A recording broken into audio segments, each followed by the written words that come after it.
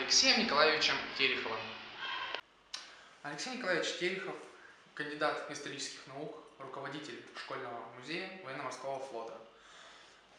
Вот расскажите, пожалуйста, кратко об истории создания этого замечательного музея. Наш музей военно-морского флота был создан 30 октября 1996 года, ровно 15 лет назад, когда в стране на государственном уровне отмечалась юбилейная дата 300-летия создания военно-морского флота. Тогда у ветеранов-моряков Петра Александровича Лисицкого, Алексея Васильевича Апрелкова, Марии Федоровны Лобыриной, Адольфа Константиновича Митина возникла идея создать музей военно-морского флота в одной из Челябинской школы.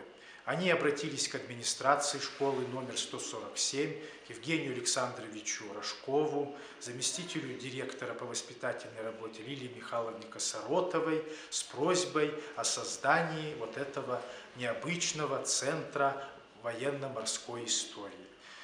Много сделала для развития и становления музея его первый руководитель Любовь Федоровна Зубцова.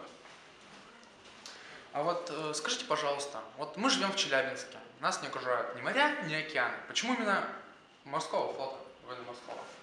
Конечно, нужно согласиться с тем, что морская тематика немножечко экзотичная для нашего сухопутного края. Но, тем не менее, Южный Урал, город Челябинск, они всегда были связаны с военно-морским флотом. Дружба началась в 20-х годах 20 века, когда комсомольцы-челябинцы взяли шефство над эсминцем «Энгельс». В годы Великой Отечественной войны было построено 2 подводные лодки на средства жителей Челябинской области. А сейчас продолжается шефство города над подводной лодкой Челябинск, города Магнитогорска над подводной лодкой Магнитогорск. Челябинская область шефствует над гвардейским эсминцем Гремящим. Вот эти шефские связи, эта дружба с флотом свидетельствует о том, что у нашего края давние, проверенные временем связи с военно-морским флотом России. А вот есть ли в вашем музее самый необычный экспонат? И кто это? Что это?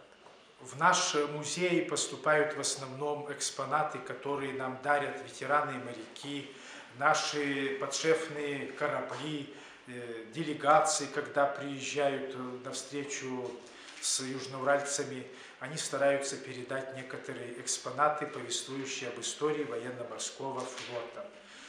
Среди необычных экспонатов есть у нас яхта, подаренная нам в музей школой парусного спорта на озере Смолино. Этот экспонат, можно даже сказать, предмет, всегда вызывает необычные впечатления, особенно у детей начальной школы. И при проведении экскурсии мы даже позволяем ученикам младших классов побывать в роли капитанов, поуправлять этой яхтой. Вот у каждого из нас есть любимый исторический деятель. Вот к какому из всех исторических деятелей вы относитесь с большим уважением? Принято считать, что историю творят люди. Сейчас много говорят о человеческом измерении истории. И поэтому, конечно, мы тоже для себя стараемся найти каких-то исторических деятелей, достойных для подражания, с жизни и деятельности которых можно брать пример. На мой взгляд, одной из таких ярких личностей в истории России, в истории военно-морского флота является адмирал Федор Федорович Ушаков. Я считаю, что вот именно адмирал Федор Федорович Ушаков, наверное, олицетворяет мужество, доблесть военных моряков.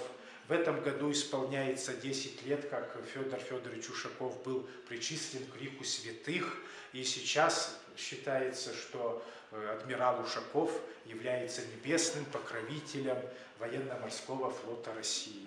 Я думаю, что на деятельности, на жизни, на военно-морском искусстве Федора Федоровича Ушакова, на его святости мы должны воспитывать молодое поколение, чтобы у них сформировались патриотические чувства, чтобы они знали и любили героическую историю флота.